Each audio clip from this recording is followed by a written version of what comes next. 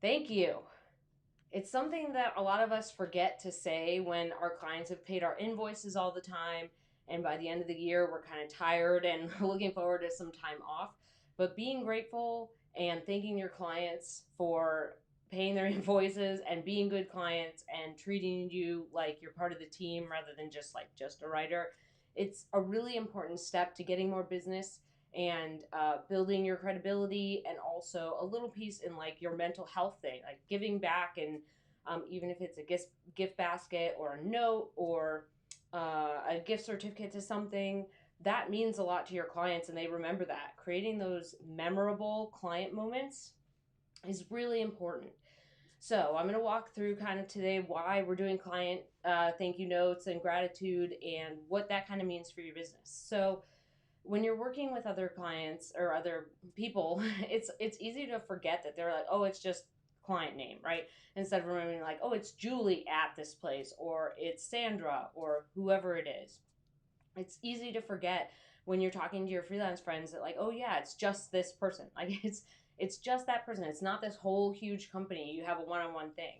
And there's a lot of times that we talk about bad clients. There's a lot of times we have conversations where we're like, oh my gosh, this was the worst experience. They didn't pay my invoice for 9 months and I had to chase them every single week.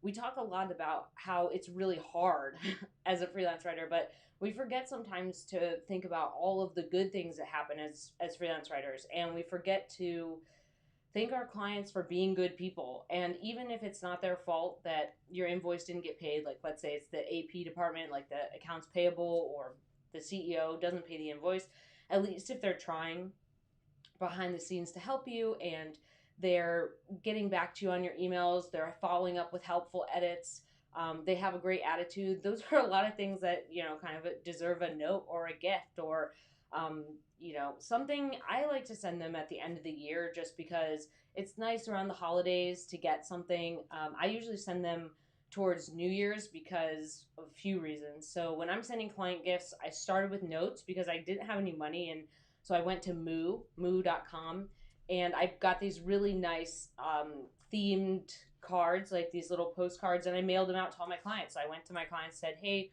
is there an address where I can send you a note? Like, I would love to thank you for working together. And poof, like I got these notes from Moo. They looked really, really good. And I mailed those out. And then as I've kind of grown my business and made a little bit more money, and then also gotten bigger clients who have given me bigger contracts, I grow the gifts. So I send a gift basket, or I end up making something custom. Like sometimes I'll have a custom note, and then I will create a little gift basket of things from Austin. Especially since a bunch of my clients don't live in Austin, getting little treats that I know are really cool things from Austin, not like traditional Austin things, but things that I really love that are only available here. I put them in a little gift bag, or I put them in a little cute envelope and with the note, and I make it all pretty, tissue paper or whatever, and I mail them to my clients, and I make sure that they're in like a little bubble envelope so they don't get damaged. But as I've gone on through, hi, she's like, thank you for the treats. I would like more. You're so funny. So as I've grown in my business, I've moved from actually emails, then postcards, then gifts and gift baskets, like little custom things. But when you're kind of moving along in your business, just sending a nice email means a lot. Hey, Vicky, welcome in. Hi, Tommy. I know you're here. So just being able to send them a nice email, just saying, hey, like, it's been great working with you. I really appreciated XYZ, and be honest and truthful about it. Tell them that you're grateful for their business and that you'd love to continue working with them in the following year. Like I said, I like sending them towards the new year because people kind of, they mush out a little bit around the holidays, right? They're getting a lot of holiday gifts. They're, I guess, at least traditionally, these past little while with COVID and everything, it's been different. But traditionally, around the holidays, people are going to parties, they're getting other gifts. There's all different types of holidays around that time.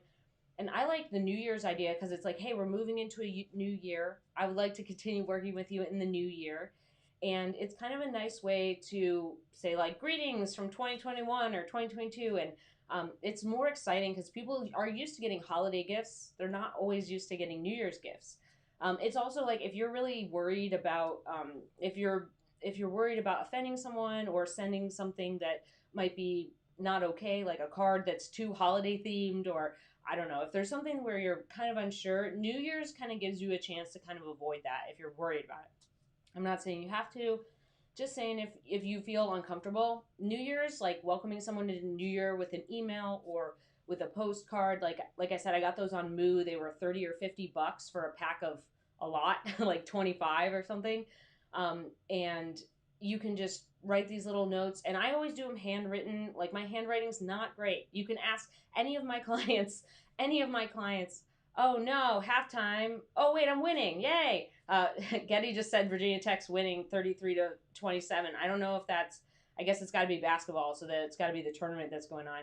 Sorry, I got distracted. But just a note to just say thank you, just to express your gratitude, to explain to them why you're happy working with them, why they're great, and people love that stuff. And it's nice to do those postcards. Handwriting, that's where I was. Those postcards, even if you're handwriting them, like my handwriting is horrible, you can ask any of the clients that I've sent it to, but there's a big difference between sending a handwritten note where you actually spent the time to write it out, rather than typing something up and mailing it out where it feels more robot-y. Or you get like a printed card that says like best wishes, like write them a note. If you're going to go the postcard route, if you're going to go the custom card route, like you can get them on Moo, you can get them on Etsy. There's lots of really funny cards that are on Etsy. I have one particular artist that I use on there. I can't remember her name right now, but she creates these really like punny cards. They're all like holiday puns or New Year's puns or like funny phrases, and it feels like my personality. So when I send those, I know that like they know that it's Mandy. Like they know it's me. I have my handwritten note inside being like, "Hey, thank you so much.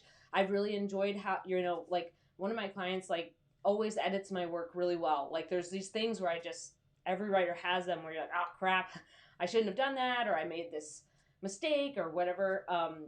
I have a client who does a great job editing my work, and I'm just like, I always say like, "Man, I'm so lucky to have you as my editor, and you always find all of these mistakes. It's fantastic." And I thank them for paying invoices on time, or I thank them for their good attitude, or whatever stands out about that client in particular. And those notes mean something. Like I can't tell you how many times I've gotten business from those notes. People remember the notes, they remember the gifts, they remember these little things, right? Like there's all these little touches. It's like the theme of the card is my personality. I've written on the back of it specifics of why I like working with them in my own handwriting. However sloppy it is, it's still me writing these handwritten notes. I'm mailing it to them. I'm including little things from Austin that I know like they just don't know about, like maybe they're publicized and maybe they're not, but they're little things that make me think, like this is Austin to me. And so they remember all those things. Like they remember all the things like, oh yeah, Mandy sent this gift, or Mandy had this funny little note, or oh yeah, I really love that, those turtles or whatever she sent over. But it's, hey Linda, welcome in. Um, these client thank you notes and cards and gifts are just a really cool way to show gratitude and also remind them of what it's like to work with you. That it's a great experience, that it's fun, that they're getting rewarded kind of in a way by working with you. They're not only getting the content, they're getting like a human experience. It's a human on the other side. It's not just like, oh, there's a freelancer. Oh yeah, that's Mandy Ellis. And Mandy Ellis sends us gifts from Austin, and she always sends these funny New Year's cards. Like I love it. There's a lot of different ways to kind of do that, and it's a way to get remembered. So you're creating that memorable experience of like getting a gift and a funny card and a personalized note, which also helps you get referrals, which also helps you get business from that client, which I've gotten many times. Like even if you guys have gone back to my last video, or not my last, but a few videos ago where I was talking about embarrassing mistakes I've made, um, there's that one where I said, like, it's been a pleasuring working with you. Like, I didn't just say it's been a pleasure working with you. It's been a pleasuring working with you. Even with the typo, even with an embarrassing typo that I just was so embarrassed about that. I still got work. I still had a bunch of clients get back to me and say, like, yeah, it was great working with you. I have this assignment coming up. I'd love to talk to you about it. There's all these little pieces that are really good in just showing your clients that you're thankful for them. And it also kind of nourishes your mental health. It makes you feel good. It makes you feel good to give back. It makes you feel good to thank people. It makes you feel good that other people feel good. Like you want to make other people feel good about working with you. You want to make other people feel good that their hard work also counts. It's not just you submitting content. They're doing things on their end. Sometimes it's editing, sometimes it's publishing, it's images, sometimes they're putting SEO keywords, sometimes they're formatting it and designing it. There's a lot of little things that your clients will do on their end too that make you get a really good clip. So there's a lot of things that we can thank them for that are also good for kind of our mental health and our kind of vibes in the world. So I think that every year, and um, let's say you don't have a ton of money. Let's say you just you're like, I don't know what to do. Just literally write someone a very quick email expressing why you like working with them and how it's impacted you and what you like about them as a human or whatever. But all of these little things are relatable. They make you relate on that human level, and it makes you stand out. Like, I still know freelance writers who have been freelance writers for a long time that have worked for so many clients, and they don't thank them. They just continue grabbing work, right? They're like, hey, we'd be like, let's follow up and see if we can get any work, without kind of doing the piece where you have to thank them and send a little note or do something like a nice touch. I've always kind of thought of it as a way to stand out from other freelance writers, but also kind of up the game. I feel like we should be trying to create these nice experiences for our clients rather than it being like this black and white, submit the content, do this thing, give me these images, it's not just always a transactional thing. And like I said, if you're doing that most of the year, let's say you have this client, you've had them since January, it's December, everything you've done has been pretty transactional. You submit the content, they pay the invoice, they make the clip, all of these things. It's nice to just break it down and be a human with them and relate and say hey, I hope you're having this year was really hard. You send in a note and say hey, I'm so I hope this was okay, and I hope you're doing okay and you and your family have everything you need. You can make a big difference in people who are having a hard time. And the other piece is that holidays are hard for people. Holidays are traditionally a hard time for people when they're visiting family. They're alone sometimes, and you don't really know where your clients are at. You don't really know what's going on in their lives or how they're kind of dealing with the situation. And there's a lot of we're looking at commercials and TV shows that are all about the happy stuff about the holidays, but New Year's and holidays and can be really tough for people. So if you can just kind of make their day a little bit better by sending a card, sending a little gift, I think that makes a really big difference of just being a good human. So this is also, hold on just one second. So there we go. Yeah. So yeah, I like Linda's comment here. That's what I was trying to get to. So Linda has this great comment: is thank you cards make you human and people relate to that. Yeah, it's not just a freelance writer, it's not just Mandy Ellis LLC, and it's not just Austin blah blah blah. And it's like I said, on their side it's the same thing. It's not just, hey, X business, or my client blah blah blah. That person has a name, right? You work with them all the time. So it makes you human, it makes you kind of stand out, makes you be a real person with them. um, and then I'm going to switch gears a little bit, and we're going to go into kind of the referrals and ongoing business a little bit more. But if you found this helpful so far, give it a thumbs up. If you feel like you want to hear more about how you can kind of up level your freelance writing business, you can subscribe below. I'm going to give you guys a quick pup date because they're over there Charlotte's being grumpy because she sat over here and didn't get any Treatos. And now there's her interested ears. Do you want a Treato? Can you get over here? There we go. Okay, good job. Bear, you want a Treato? Bear, are you awake? We don't know. There he is. He's awake. Can you come over here? There you go. Ooh, good job. He's going to be an old dog. There you go, buddy. Good job. Wait. Okay. Good girl. We've been working on it, training a little bit, because everybody's super excited all the time. So we've been trying to get a little better with that. So we're going to do one more Treato, and then we're going to get back to business. Can you get all the way over here? Oh, no. There you go. Good job.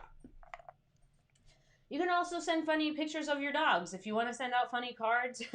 This is kind of part of my thing. It's on my website, and my dogs are kind of part of when people see me. That's a conversation starter on my website. They're like, I love your dogs. They're so cute. Or like, oh my gosh, what are your dogs' names? Or, oh, I saw your dogs on your live stream. It's kind of a little thing, like if you want to put, a photo of your dogs on the card and make it funny, it's another way to add a personal touch that's memorable, that kind of makes people laugh and have a good time.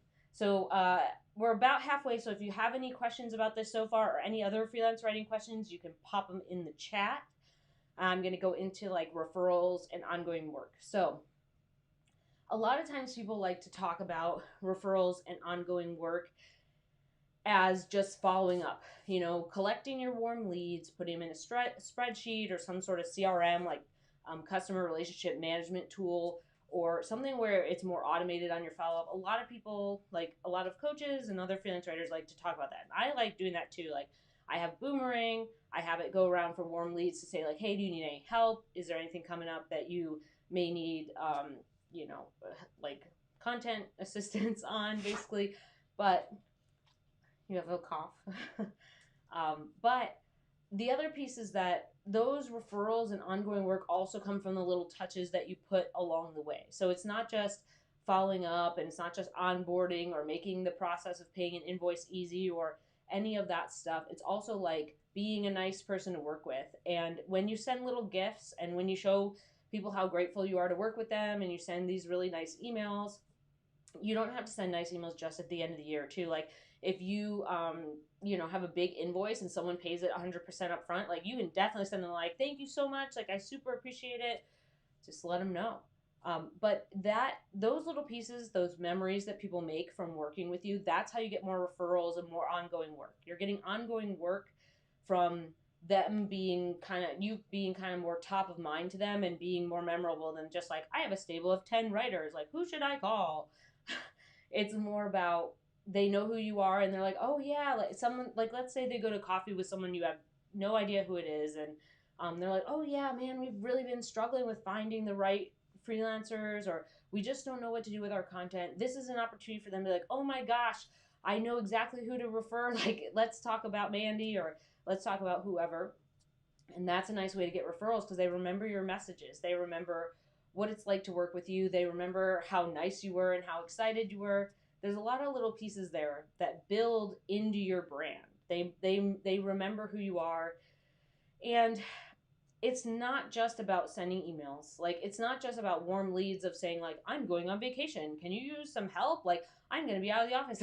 Like trying to spur people into making a decision, which I feel like sometimes is a lot of what we get taught as freelance writers, is like, hey, help them make a decision. Like, sometimes it's not about that. Sometimes it's about sending them an article and saying like, hey, I thought of you. I know you guys just got funding, and there's this article in this magazine that I thought, might be interesting to you.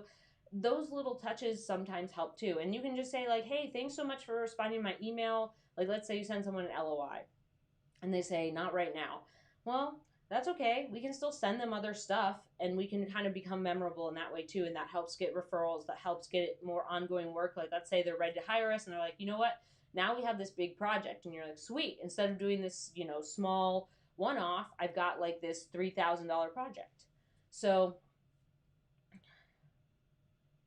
oh, Linda has a good question. Yeah, Linda, I'll answer that at the end. So I know, Linda, you sent me an email, and I'm getting back to you. So I will write you too, but I will ask that too. So yeah, so when you're doing referrals and ongoing business, it's not just like following up. Sometimes it's sending articles. Sometimes it's sending a funny note. Sometimes it's just like, I don't know. There's a lot of different ways to do it. Commenting and liking their LinkedIn stuff. There's sharing their posts. Like, there's a lot of different ways that we can kind of become memorable, but it's also a way to be like around their scene. It's kind of in and around where they're going. And this is kind of like in the realm of getting more work without it being so much of like, do you have work? Do you have work? Do you have work?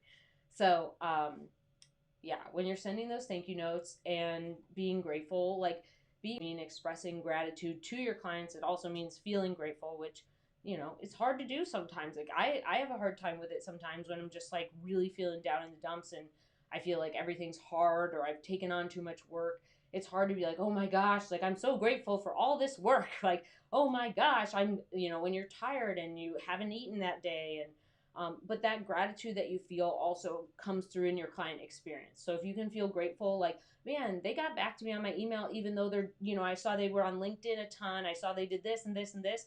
Like, just send them a note. Be like, hey, I think your product's really cool. Like, best of luck to you guys, or commenting. Like, those kinds of things are really important. So that's kind of my spiel, but I have some questions. So I'm going to pop through that. So I'm going to go.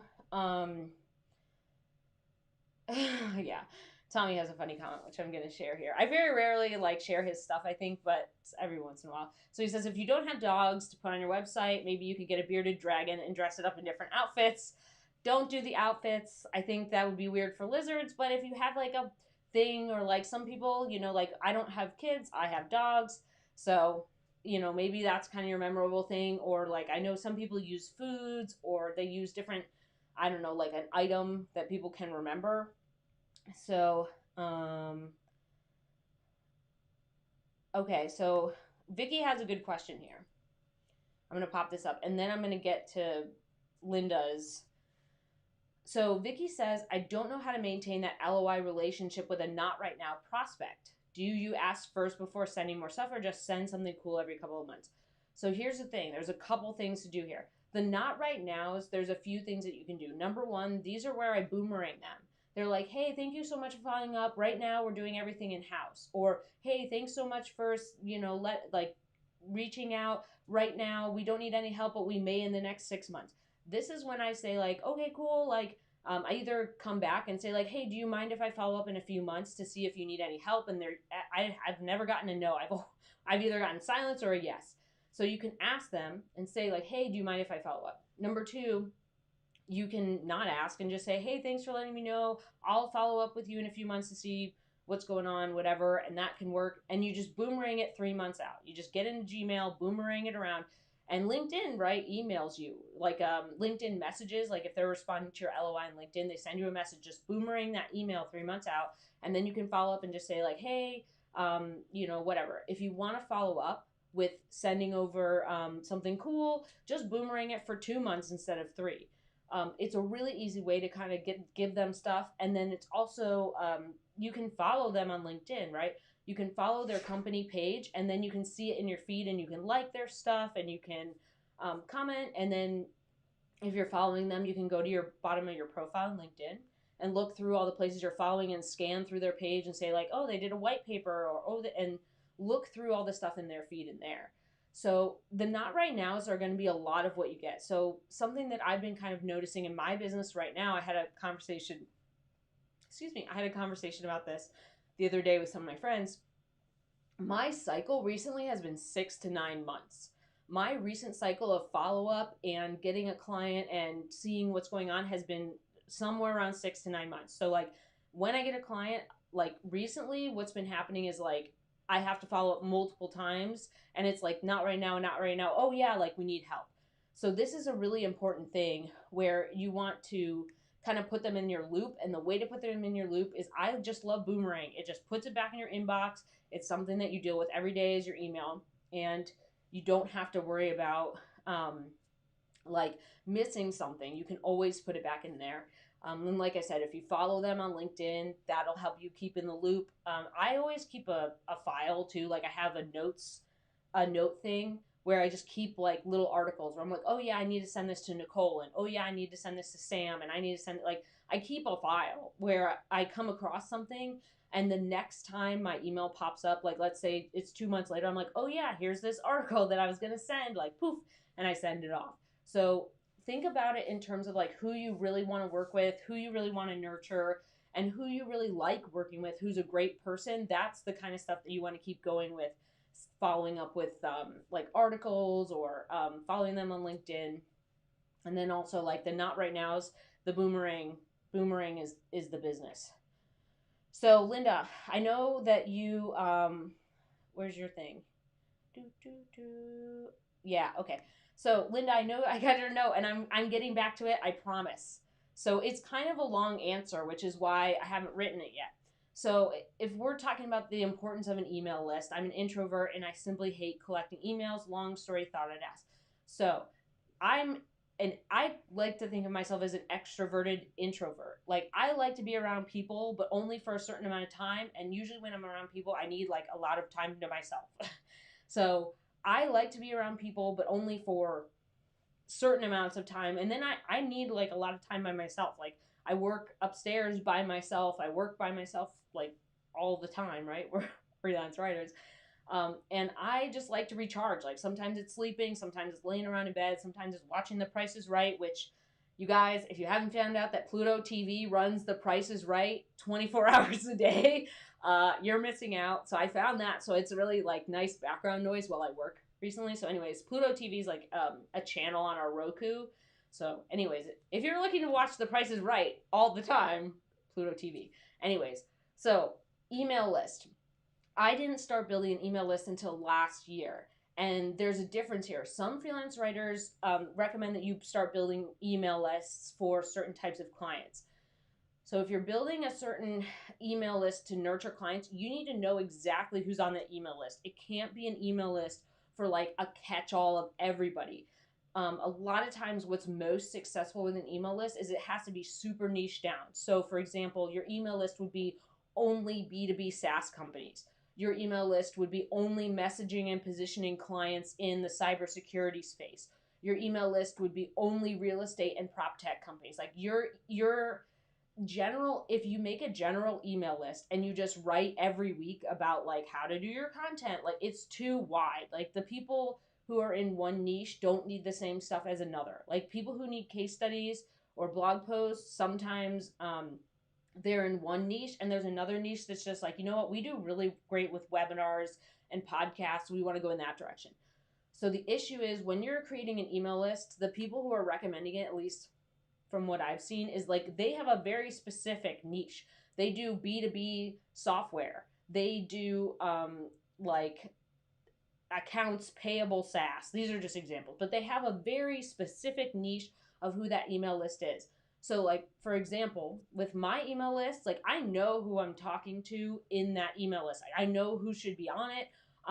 I know like where they are in their journey. I know exactly what's like their problems are. And I ask them all the time, like, if you guys have ever got an email from me, like, it says like, please tell me what your problems are. Like, I would love to help you. I know what's going on.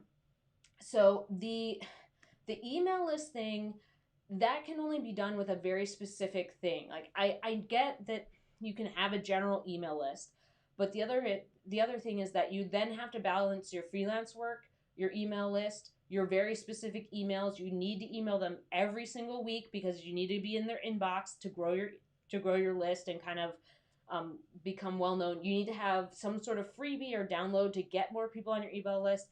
And I understand that it's more of a passive thing sometimes. Like, it can be seen as like, oh, well, I'll just create this email list, and whenever I need work, I'll just like email it and say like, I'm available. Like, no, don't do that. People have done that before, where they make these email lists and they email them like once a quarter. And then every once in a while they're like, hey, I'm emailing you to tell you about content, but by the way, my schedule's open up. Like, no, don't do that, because then it's obvious that you're only using it to get clients. Like, you're not actually helping them. You're not actually giving them information. You're just like, I need some money. So the email listing, I would only recommend that if you know exactly, like, if you want healthcare companies that are hospitals, or you want to do health tech and hospitals, like, you have a very clear idea of who it is, what kind of content they need help with, and how you can actually solve that. And you can write hundreds of emails on that. That's an email list. You can't like do this thing where you like email them once a month. I know people do it, but it's just like, it's not a good idea. It doesn't keep more people getting on your email list.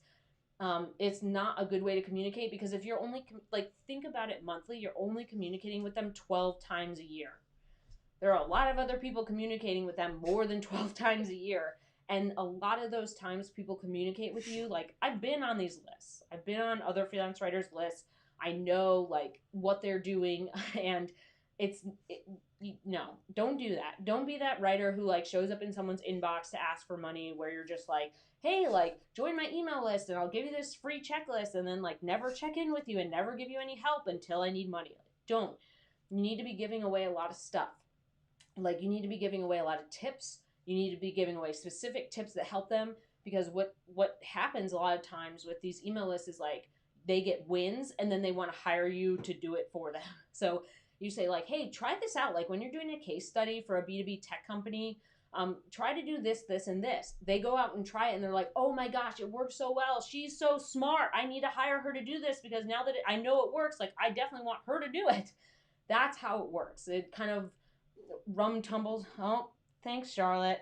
Thanks, Charlotte. It kind of rum tumbles around where they kind of get the idea that you know what you're talking about because they tried what you did. But you can't just do these like general lists where you're just like talking about content. It's too muddy. It's too much. So I hope that was helpful. I know this is rambly. This is kind of watch. Oh, Linda watches Pluto. Linda, you gotta watch The Price is Right. It has a whole channel. I think it's like 157 or 163. I don't remember. Yeah, yeah. So this is kind of why it's taken me a while to write this email. So the email list has to be, there are very, yeah.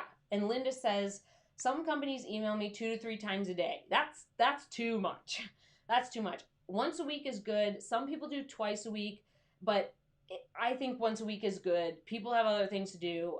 I think a lot of times when people do twice a week, it's usually when they're promoting a product, or they're doing twice a week because they have like an informational email, and then they also have like a podcast episode coming up or a live stream. So they'll do one email that's like, hey, here's some tips, and the next email is like, just a reminder, here's the replay of this thing.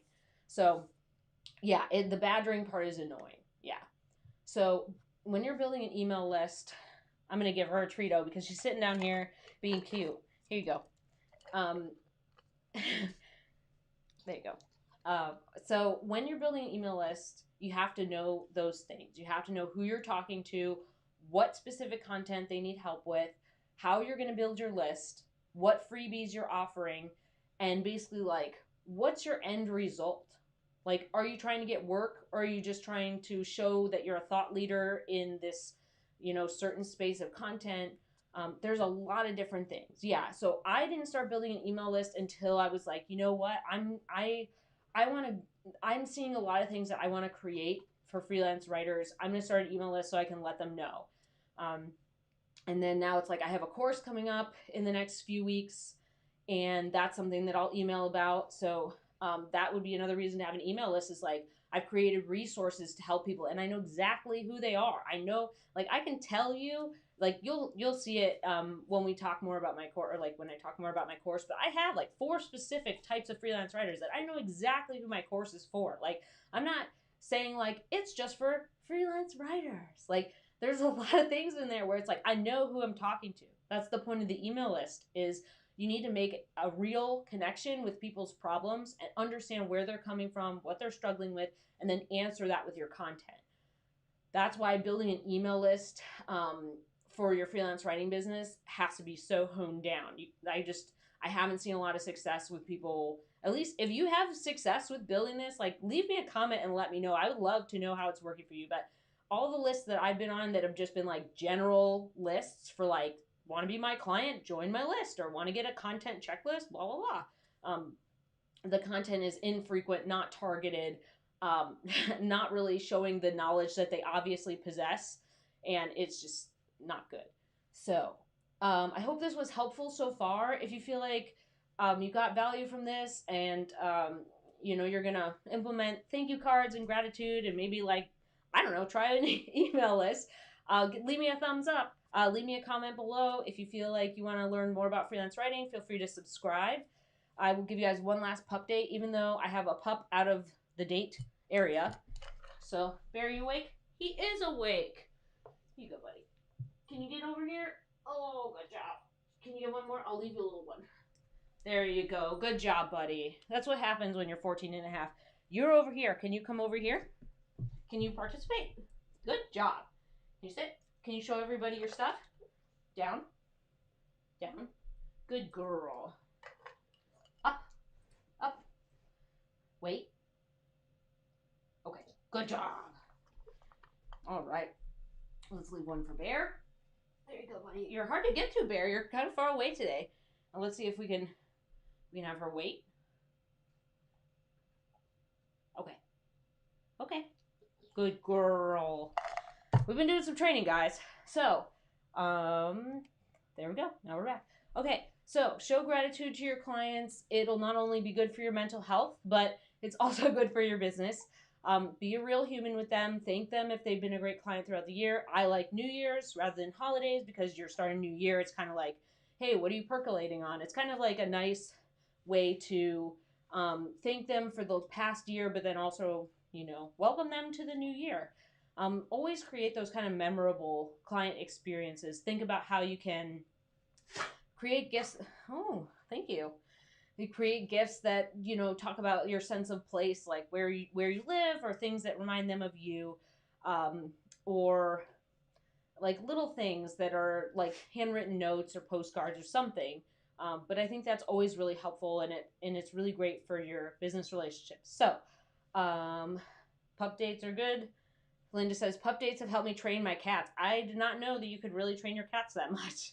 I thought cats were not super trainable, so that's good. I'm glad that works. We work with them, like, we have a whole thing. So, yeah.